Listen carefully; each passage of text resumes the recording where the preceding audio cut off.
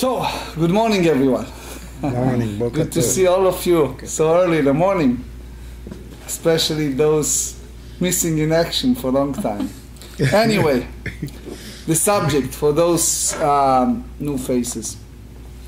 We talk about the concept of yesh zika and zika. Meaning,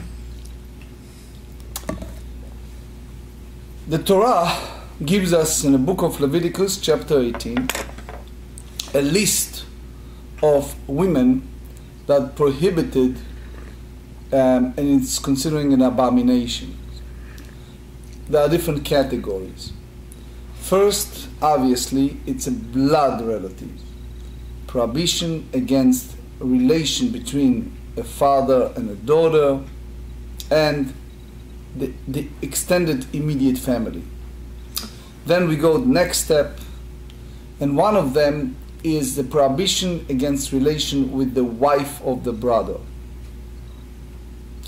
The same Torah in the book of Deuteronomy chapter 25 tells us that when there are two brothers, one of them passed with no children, there is a mitzvah upon the surviving brother to act in a levirate marriage, meaning to redeem the soul of the deceased by marrying the wife of the deceased. And if he's not wished to do so, there is a concept, it's called וחליצה, which is releasing the wife of his brother to go ahead and marry outside of the family. The time in between, meaning, so far in the first chapter we dealt with the list of 15 categories of those quote-unquote prohibited relations versus release for those either wives, co-wives, rival wives, all kind of categories, including second degree and more. Second degree, we explain, it's like relation that come out of marriage, such as daughter-in-law, she came to the picture just because marrying your son, mother-in-law, and then the next level, the second, which is mother of the mother, mother of the father, etc. That it's a second category, but it's still an abomination. And then we talk in the category of brother that wasn't alive when the other brother passed. And for those new faces, we talk, for example, easy for us to comprehend, a young soldier just got married at his early 20s, get killed in a war, God forbid, the parents are young, they brought another child, and that brother came to being while his brother wasn't alive. So the mitzvah, the commandment of redeeming the soul by acting in levirate marriage toward the wife of the deceased, it's a question, it's not basically an obligation because he wasn't alive. Sometimes he even named after the deceased. And we explained that this is very high sensitive case between a violation, strong violation, the list of the abomination in Leviticus 18, of marrying or have cohabitation of the wife of your brother, versus a mitzvah, a commandment, to go ahead and marry and redeem the soul of the deceased who died childless. With that said, we explain that there is a concept, we call it in Ivrit zika. I cannot find the proper translation, so I try hard to explain the concept. I'm sure that if there's any question around this room, please ask me. I know that some faces look at me like I'm not biting anybody, so just ask me if it's not clear. I'm joking. So the idea is, as long as this woman waiting for a man to either marry her, meaning act in a Levite manner, or release her, which is called וחליצה. I want you to please remember those two concepts because I'm not going to use all the time the English translation. One is called ייבום, Yud Bet Vav Mem Sofit, which means Levite, and one is called וחליצה, releasing her. Okay? So let's use name. Reuven married Rachel.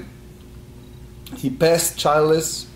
His brother Shimon now needs to leyavem, meaning to act in Levite manner to the wife of the deceased.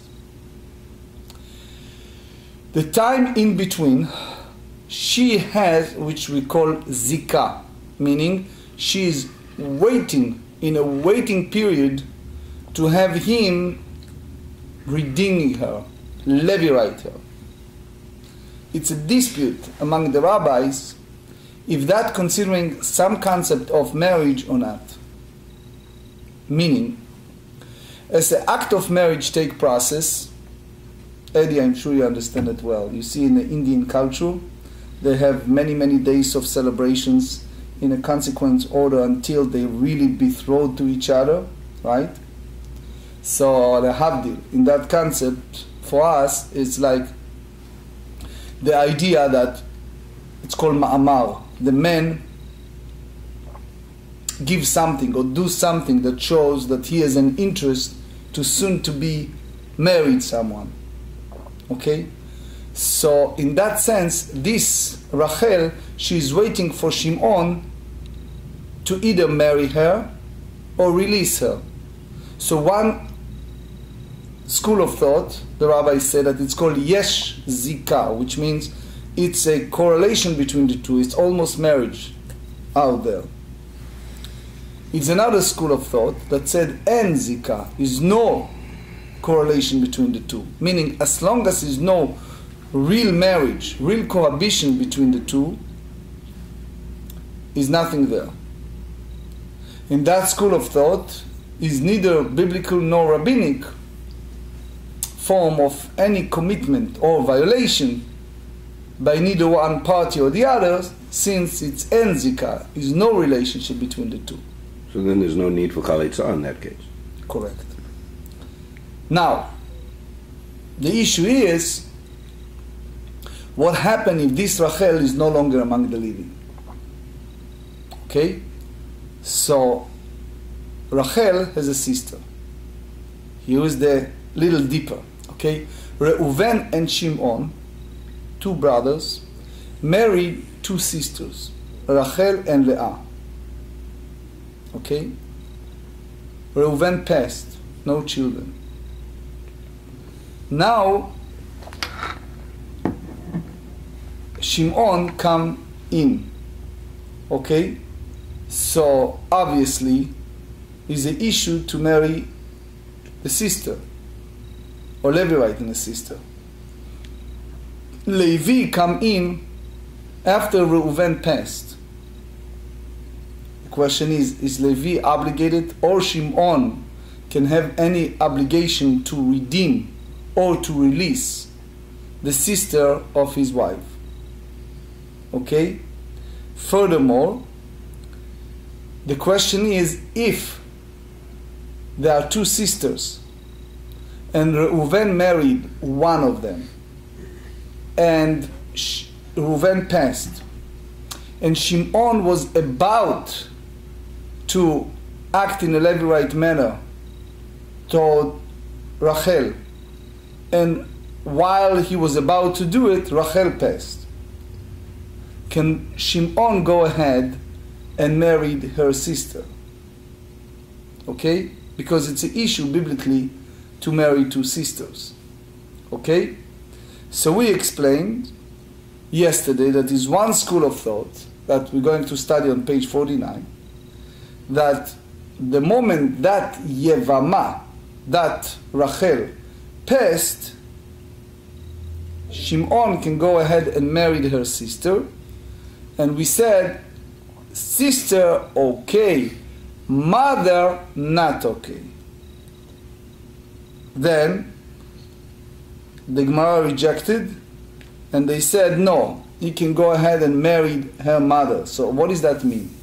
A person are prohibited to marry a mother, but since you ask a question if yesh zika or en zika, if it's any act in like a magnet, if they touch each other or not yet, therefore there is a question if you go ahead and have the mother or not. So that's one school of thought. One school of thought is Rav Huna, that said that sister yes, mother not. He said it's a biblical violation, and that's the place we stop. So where we are now on the very bottom of page 17b. 6 lines from the bottom of the page. ורב יהודה אמר, שומרת יבם שמתה אסור באימה.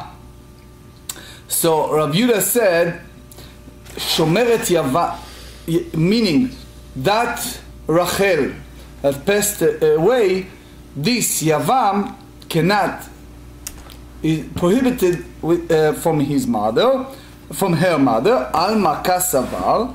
Therefore, we understand that Rabbi Yehuda holds, Yesh Zika, there is a Zika bond between the two, between the Yavam and Yevama.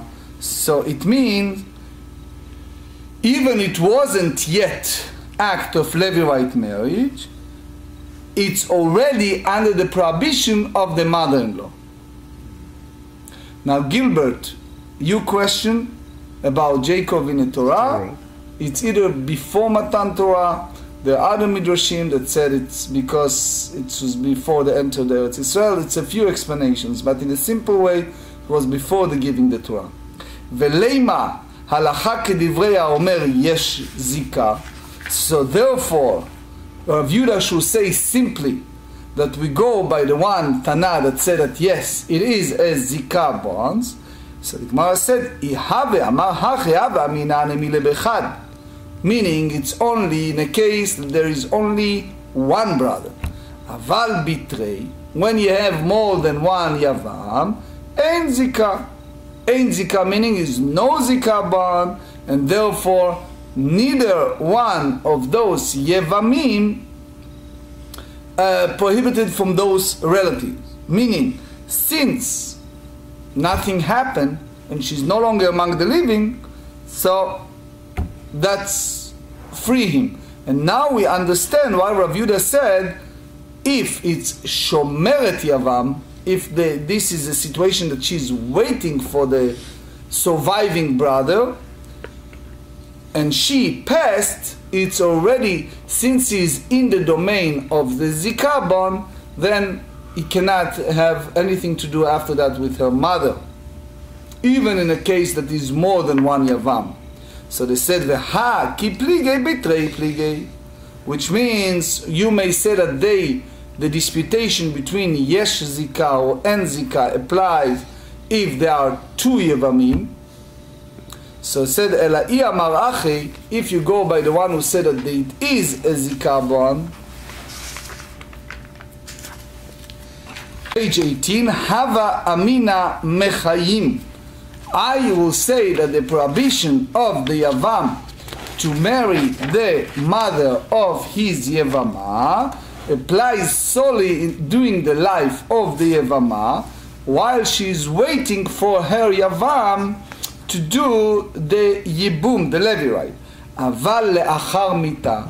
But since it's already after the life, meaning past, pak'ala zika, the zika bond is dissolved, and therefore he can go ahead and marry her mother.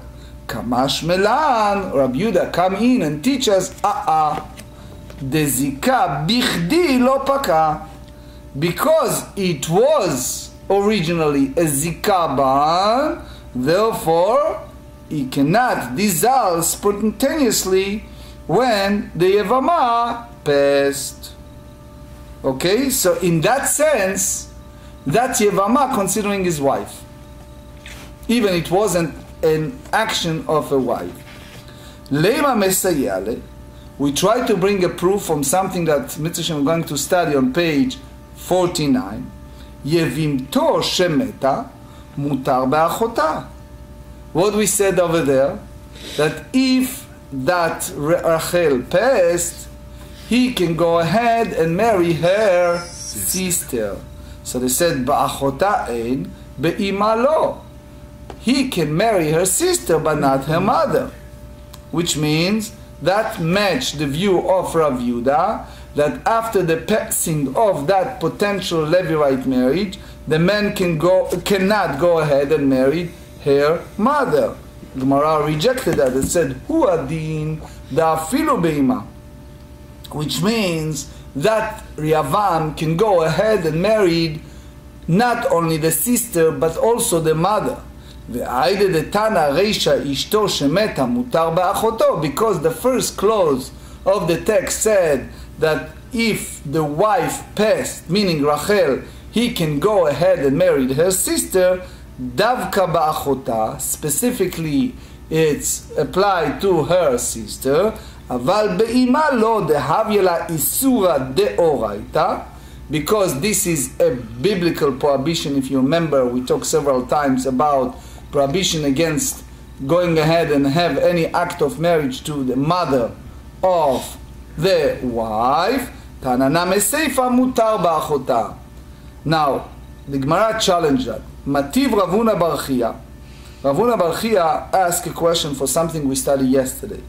We learned yesterday about two brothers, let's call them Reuven and Shimon, that one of them, meaning Reuven, passed without children. And while his wife, Rachel, was waiting for ייבום, for Levirate, another brother was born, Levi. And we discussed that if Shimon, the surviving brother, did not act in Levirate marriage toward the wife of Reuven, Asaba Ma'amar, we explained it several times, meaning he was in a process. He did something. Can be many things, right? But he's not married her yet. It's not act of cohabitation yet. Okay? Umet, but he passed. Shniya, meaning the wife of Shimon, needs now choletzet velo mityabemet. She needs to be out of that situation and cannot be married, cannot act in Levirate. Why? Because the wife of Shimon, considering a rival or co-wife of the wife of Reuven, because Shimon did ma'amar, it start a relationship with the wife of Reuven, and since the wife of Reuven is considering erva, is considering abomination to Levi. Why? Because remember the concept, this is the wife of the brother, was not in a living while his brother passed before he was born. And we explained in that case, it's one of the list of violation in Leviticus 18. So therefore, by the rabbinic law, the wife of Shimon is considering as tzarat erva, a rival of the one who is an abomination. Tama de avad ba ma'amar. It's because they did something. He did something to show that he's in a process to go ahead and marry her and levirate her. So, and therefore by the rabbinic law, it's ma'aseh kinyan. It's already considering some act of transaction between the two partners for our discussion, right? Halo avad b'ma'amar. But if nothing happened, if he's not show any act of intent to marry her, shniya name yabum meyabma. So the second one, which means the wife of Shimon, can go ahead and act in ייבום to Levi, because it's not considering tzara, a rival of Reuven, the Reuven's wife. Ve'i amart yesh zika, if you tell me that there is a zika ban between the Yavam and Yevamah, so it means that if Shimon did not act in any manner of intent to the wife of Reuven, you can go ahead and prohibit the wife of Shimon to act in a Levirate matter. Havyale, the wife of Shimon, tzarat eshet achiv shelo haya be'olamo bezika. Shimon's wife should be considered the co-wife of non-contemporary brother's wife, which is Reuven's widow, and through the zikah bond. So how come she have any eligibility for ייבום? We have to remember that that act of zikah bond, according to Rashi, מחשיבה אותה למאורסת מדרבנן. By the rabbinic view, it's considering an act of betrothal, even without ma'amar, that because it's called tzarat erva. And tzarat erva needs to have an act of release, וחליצה, ולא ייבום. אמר רבה, הוא הדין אף על גב דלא עשה במאמר. The truth is, the same rules apply in the case that the Shimon did not perform any ma'amar. Remember, ma'amar is some act of intent. Shniya, meaning the wife of Shimon, michlatz chalza yabum elo miyabma. She needs to be released, and she cannot have yibum, cannot have an act of levirate marriage. V'hadek tane ma'amar, and the reason that Mishnah referring to Shimon, he did some act of intent, la'apuke mi Beit Shammai. The Amrei, this is to exclude the view of Beit Shammai, who said, Ma'amar kone kinyan gamur. That's important. Beit Shammai said that the moment the man does ma'amar, he does some intent, it's already take effect by the complete accusation in a biblical term, and therefore, if you follow that way, then it's a wife. And the moment that it's wife, then that's what the Mishnah said in 29. Then it's over. Kamash melan. So that's, the Mishnah teaches that it's not so. Meaning that even if Shimon did ma'amar with the wife of Reuven, his wife need וחליצה, need to be released from Levi. So mi'ikar adin, in the essence of the law, lo asa b'ma'amar, if he didn't have any act of ma'amar, of intent. The second one cannot act in a manner of ייבום, because by the rabbinic view it's called tzarata, and it's considering erva, because it's eshet achiv shelo haya b'olamo. It's the wife of the brother that wasn't among the living when he passed.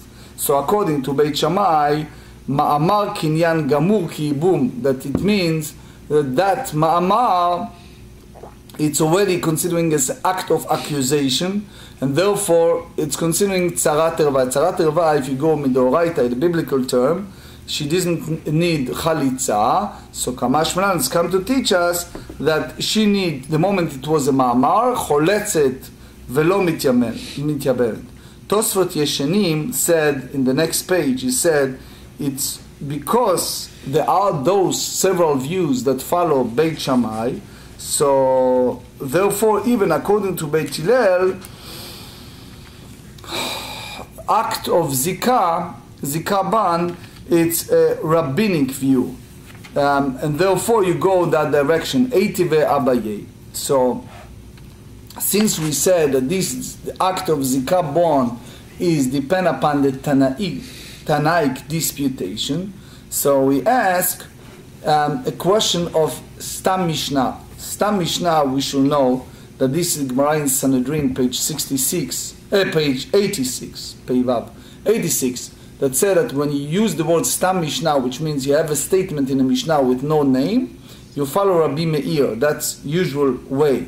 So here we have a discussion, that's the way Rashba understands, that even Shimon did not act in any manner of ma'amar, in any manner of intent, it's still issue of some zikah, some relation between the two. Shnei achim, you have Reuven and Shimon, two brothers, be'olam echad, meaning they live in the same life, which means they know each other, they two brothers, okay? ומת אחד מהם בלא ולד, ראובן passed and he have no children. והעמד השני הזה, and Shimon was about, לעשות מאמר ביבמתו. He is about to have some act of intent with his potential wife, which is the wife of deceased brother Reuven. ולא הספיק לעשות במאמר, עד שנולד לו אח ומת. So Shimon was about to levirate the wife of Reuven, and all of a sudden on that process another brother was born. So here is the issue. What's the issue? Because now the wife of Reuven and the wife of Shimon, the two brothers who died childless, ran to Levi for a levirate. Why? הראשונה יוצאה משום אשת אחיו שלא היה בעולמו. So the wife of Reuven, she is out of that system. Why? Because that's one of the arayot, is the wife of the brother was not alive, and that's one of the violations, right? So she's free. ושנייה, the wife of Shimon, that again died childless, או חולצת, או מתייבמת. It's either by Levi, either act of וחליצה, or ייבום, because she's not considering tzarat erva. Which means, since Shimon did not have enough time to do the ma'amar with her, so it means that the wife is not a tzara of Reuven. So therefore, she can go ahead and act in a levirate matter. I amarti yesh zika, which means that she is like the wife of Shimon, havya le'tzarat eshet achiv shelo haya b'olamo bezika. So therefore, she is considering as a co-wife of the non-contemporary brother's wife through zika bonds. So how come she be permitted to Levi? So it means you have a proof that it's no ein zika, that is no zika bond. So Rabbi and son said Hamani, according to whom this Mishnah was taught, Rabbi Meir, the Amar ein zika, that's follow Rabbi Meir that said that there is no act of zika bond, but here we go by the sages that hold that it is an act of zika bond. So Abai challenged that and he said, "Umisvira le Rabbi Meir ein zika." So does Rabbi Meir actually hold that there is no zika bond? Meaning, Abaye did not intend to reject our answer. That's the way the Ramban explained. We just want to clarify the view of Rabbi Meir. Vehatnan, as we said, that's in the Tractate Sanhedrin, page 86. We said that whenever you have a statement with no names, is follow Rabbi Meir. And this is something we're going to study on page 26 here. Arba'a achim, shnai mehem nesuim shte achayot. So you have here Reuven and Shimon, there are two brothers, who marry Rachel and Leah, two sisters. Umetu hanesuim ha'achayot, meaning the two brothers passed, and those sisters have no children, and there are other two brothers who's alive. For our discussion, it was another two brothers. Harei elu cholzot velo mityabmot.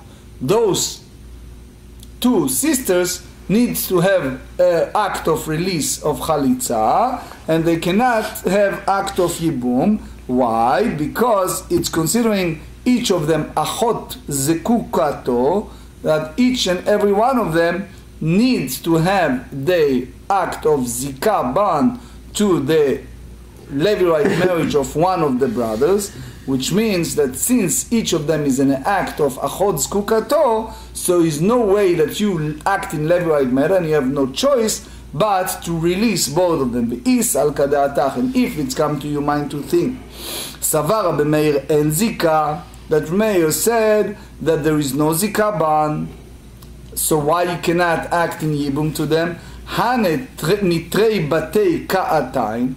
These widows come from two different houses, which means each of the widow of a different brother and fell for ייבום independently. ואם לא, and he said, ואם לא מענה, תמתין עד שתגדיל. So if for example, if wait, I skip something? Wait.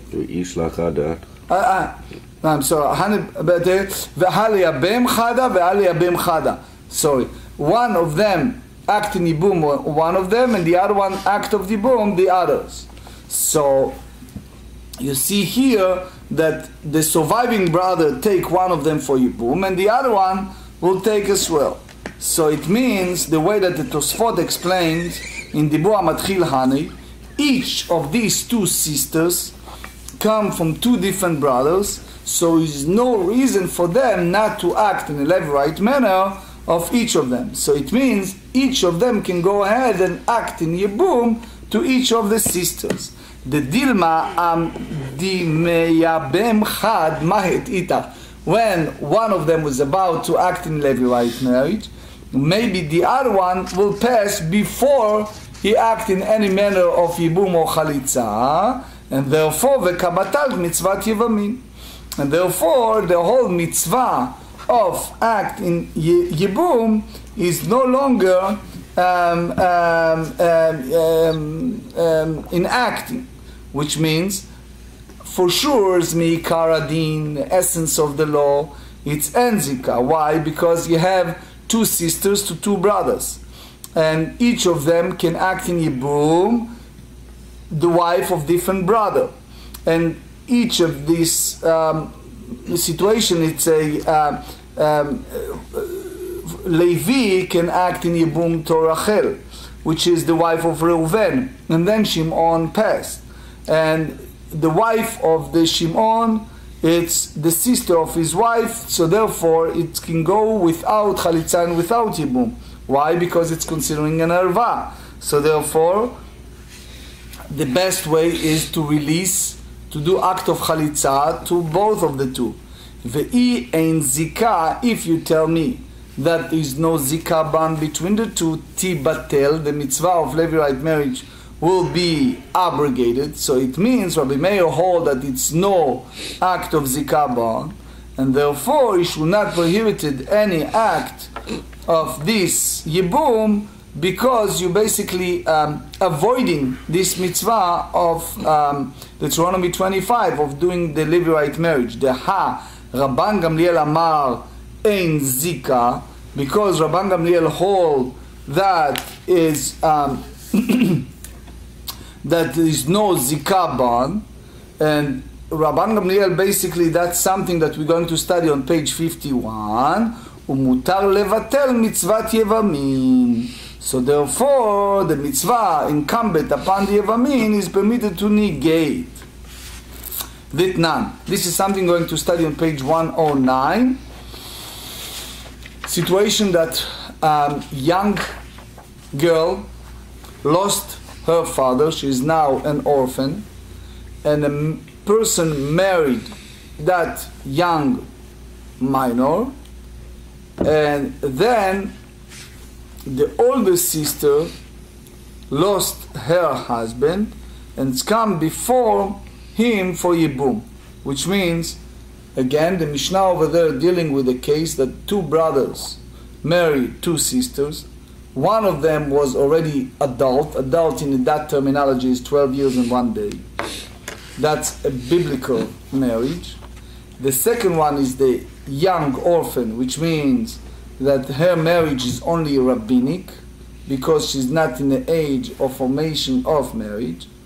The husband of her sister, the older sister, passed with no children, and she become a potential for ייבום for the brother, which is the husband of the minor sister.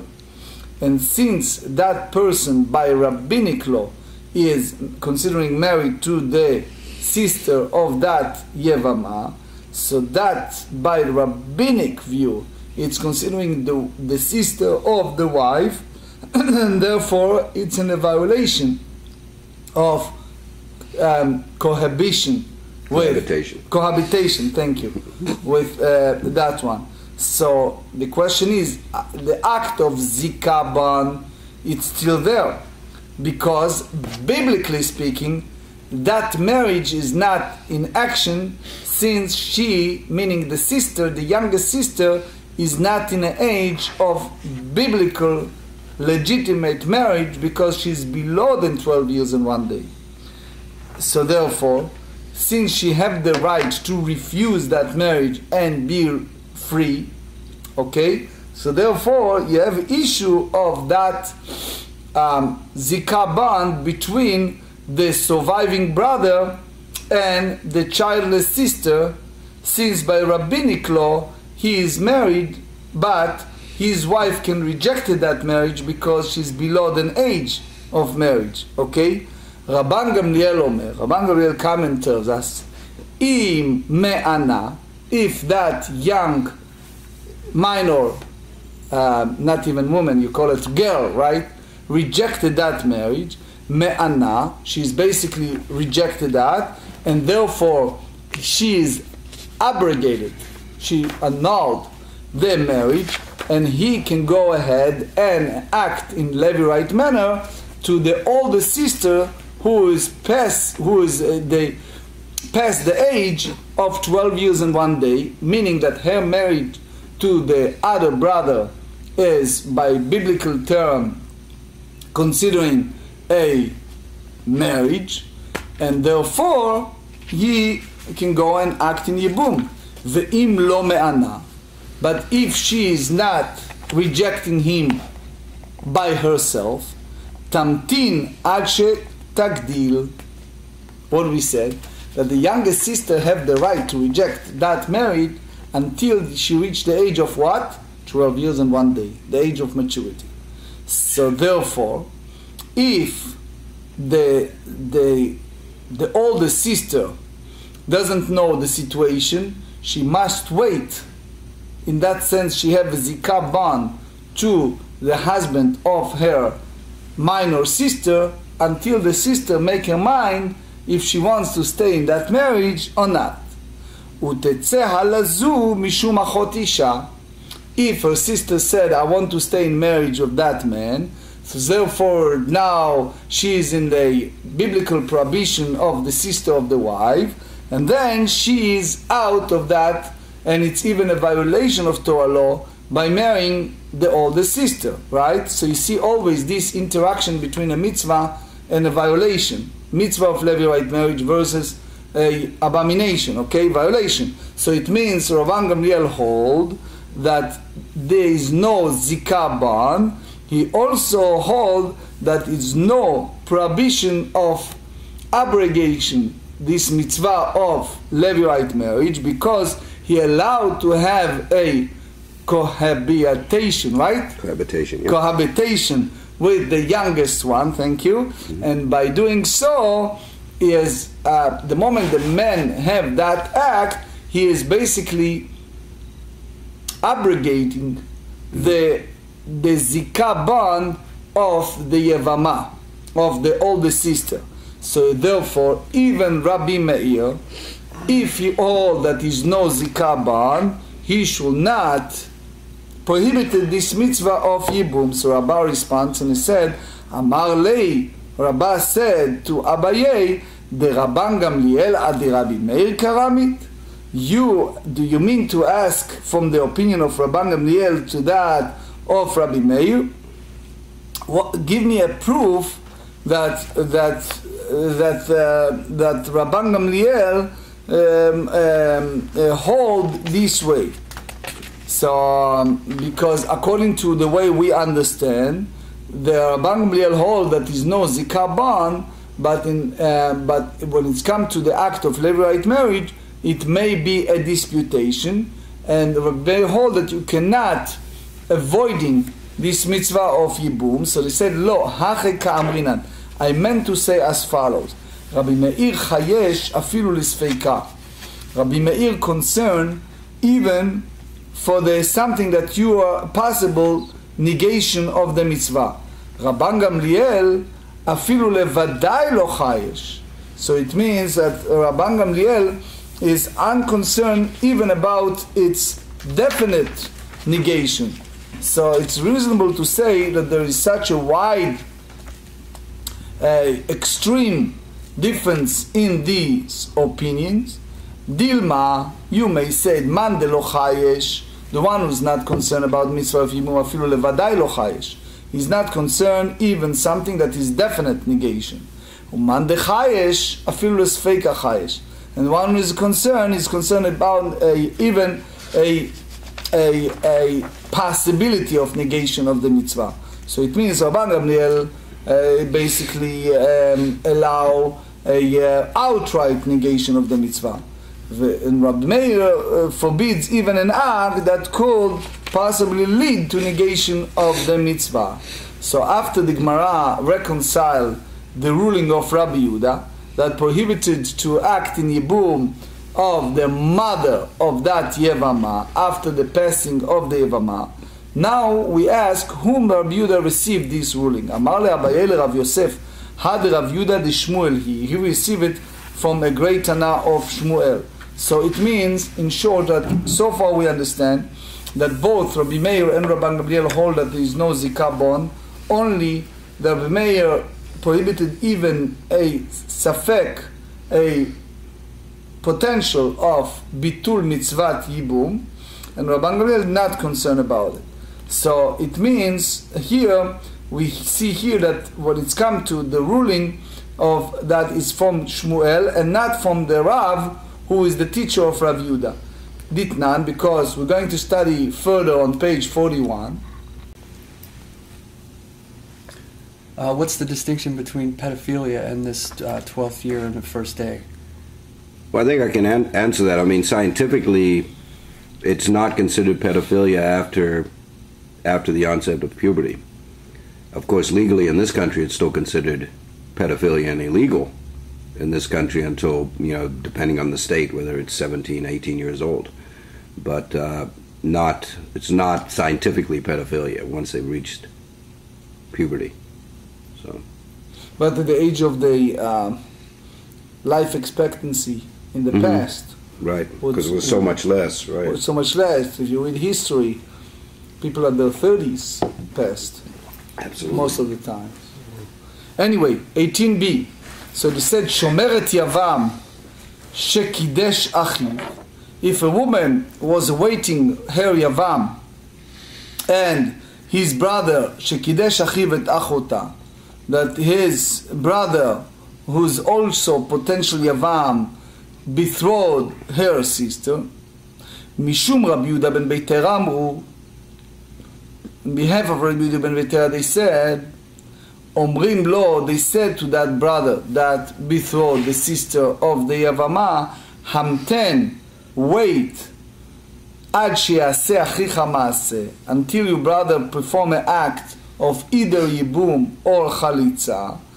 Why? Because it's achot zekukato, she is the sister of the one who's potential, and therefore he needs to wait for pkiat zika. V'amar Shmuel halacha k'Rabbi Yehuda ben Beiter. So it means that Shmuel said that it is an act of zika, and therefore for sure Rabbi Yehuda learned this halacha from him, from Shmuel, and not from Rav. So Rav Yosef rejected that. He said, Amar lei de'i de Rav, kashli de Rav de Rav. There is a contradiction between Rav and the Rav. Why? Dilma amorayni uvaliba de Rav. Maybe it's an Amoric disputation. Good morning, Dr. Friedman. And therefore, it's in the view of Rav.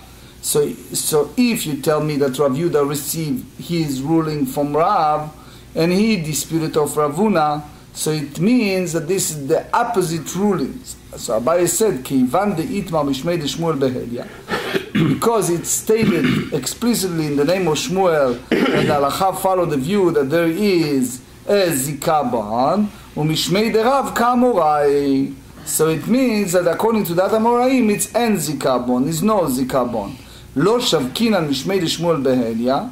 So we don't have the assumption that we said in the name of Shmuel here, umokminan ka'amorai baliba de Rav, follow the Amoraim and follow the Rav. So it's more reasonable to say that Rav Yehuda learned this ruling from Shmuel. Amar Rav Kana, Amrita Lishmata, I wish to have more time.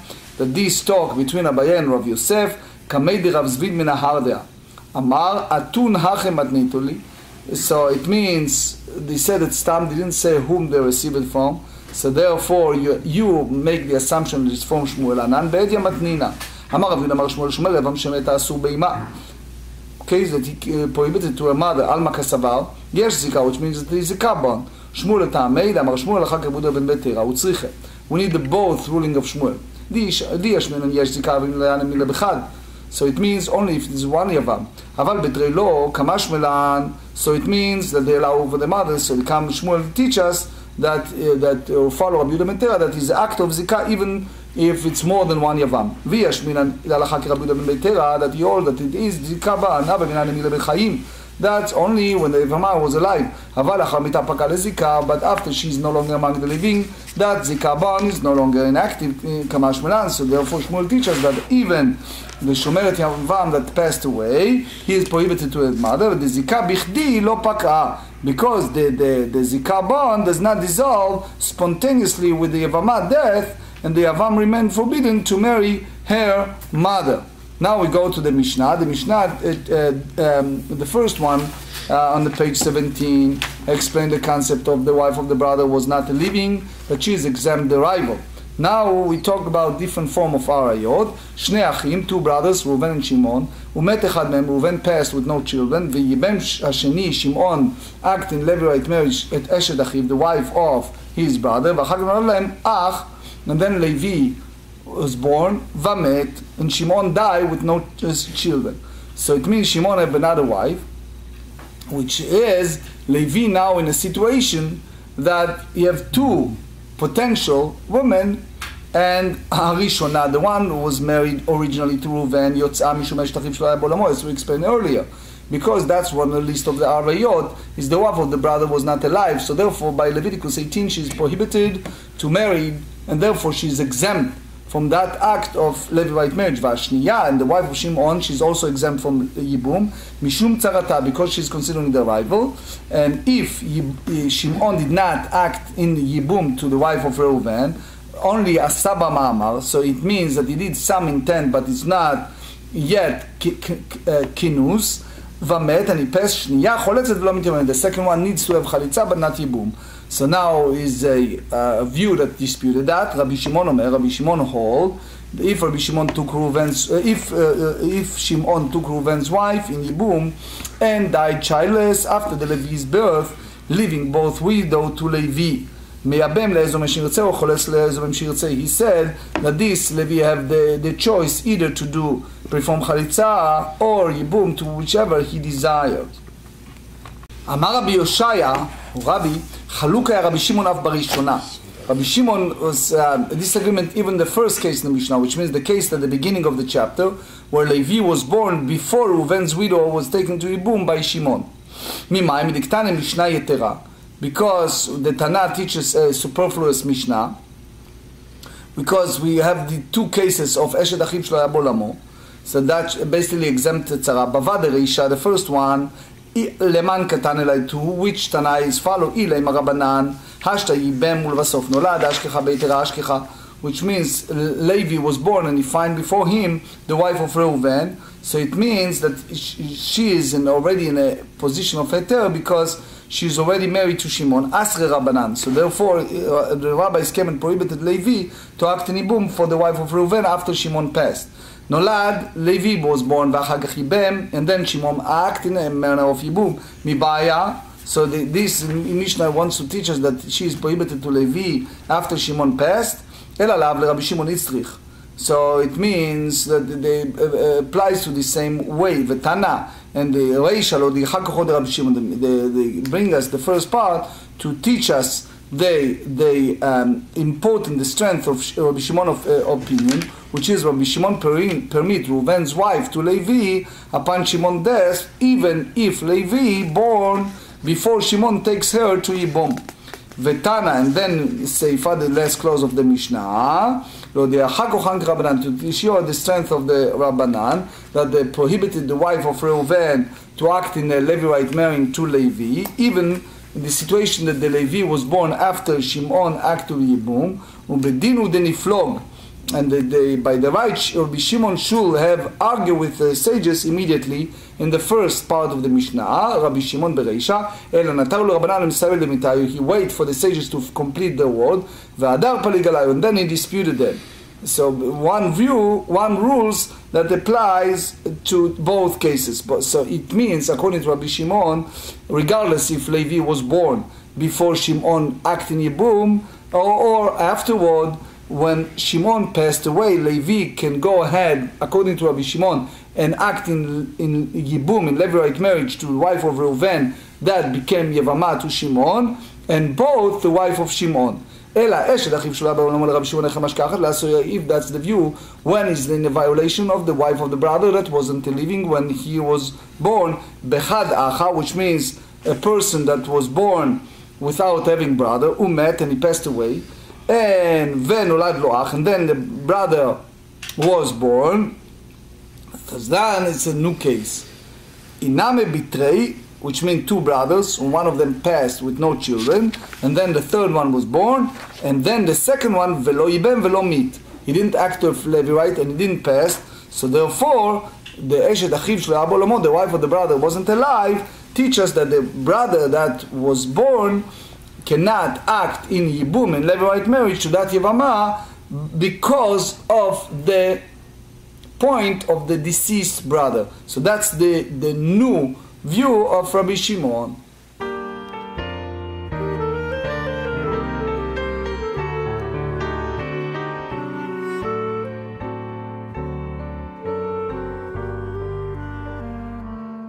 Boyachem leshuloim alachai yeshuloim malachai